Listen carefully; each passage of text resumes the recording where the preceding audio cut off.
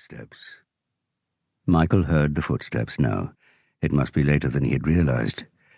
Outside the tent, Biggs muttered a curse as he splashed into a puddle, and his boots made obscene little sucking noises in the mud. His bull's-eye lantern glowed through the canvas as he fumbled with the flap, and then he stooped into the tent. "Top of the morning, sir."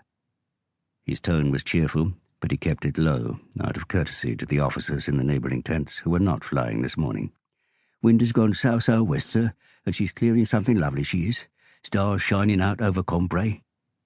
Biggs set the tray he carried on the packing case and bustled about the tent, picking up the clothing that Michael had dropped on the duckboards the night before. "What time is it?" Michael went through the pantomime of awaking from deep sleep, stretching and yawning, so that Biggs would not know about the hour of terror, so that the legend would not be tarnished. "5:30, sir." Biggs finished folding the clothes away, then came back to hand him the thick china mug of cocoa. "And Lord Killigerran is up and in the mess already."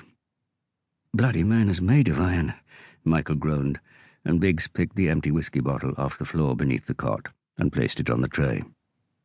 Michael drained the cocoa, while Biggs worked up a lather in the shaving mug, and then held the polished steel mirror and the lantern while Michael shaved with the straight razor, sitting up in his cot with the blankets over his shoulders. "What's the book?" Michael demanded, his voice nasal as he pinched his own nostrils and lifted the tip of his nose to shave his upper lip. "They're giving 3-1 that you and the Major take them both, with no butcher's bill." Michael wiped the razor while he considered the odds. The sergeant rigger who ran the betting had operated his own book at Ascot and Aintree before the war. He had decided that there was one chance in 3 that either Andrew or Michael, or both of them, would be dead by noon. No butcher's bill, no casualties. "It's steep, don't you think, Biggs?" Michael asked. "I mean, both of them. Damn it." "I've put half a crack on you, sir," Biggs demurred. "Good on you, Biggs. Put on a fiver for me." He pointed to the sovereign case that lay beside his watch, and Biggs pressed out 5 gold coins and pocketed them. Michael always bet on himself. It was a racing certainty. If he lost the bet, it wasn't going to hurt much anyway. Biggs warmed Michael's breeches over the chimney of the lamp, and then held them while Michael dived out from under the blankets into them. He stuffed his nightshirt into the breeches, while Biggs went on with the complicated procedure of dressing his man against the killing cold of flight in an open cockpit. There followed a silk vest over the nightshirt, 2 cable-stitched woolen fisherman's jerseys, then a leather gilet, and finally an army officer's greatcoat with the skirts cut off so that they would not tangle with the controls of the aircraft. By this time Michael was so heavily padded that he could not bend to pull on his own footwear. Biggs knelt in front of him and snugged silk undersocks over his bare feet, then 2 pairs of woolen hunting socks, and finally eased on the tall boots of tanned kudu skin that Michael had had made in Africa. Through their soft, pliable soles, Michael had touch and feel on the rudder bars.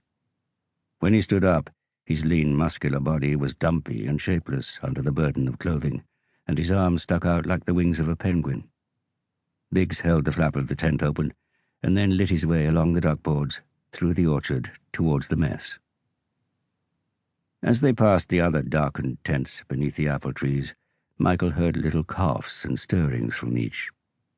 They were all awake, listening to his footsteps pass, fearing for him, perhaps some of them cherishing their relief that it was not they who were going out against the balloons this dawn. Michael paused for a moment as they left the orchard and looked up at the sky. The dark clouds were rolling back into the north, and the stars were pricking through, but already paling out before the threat of dawn. These stars were still strange to Michael. Though he could at last recognize their constellations, they were not like his beloved southern stars, the Great Cross, Egenar, Argus, and the others. So he lowered his gaze and clumped after Biggs and the bobbing lantern. The squadron mess was a ruined labourer's chaumière, which they had commandeered and repainted, covering the tattered thatch with tarpaulin, so that it was snug and warm. Biggs stood aside at the doorway.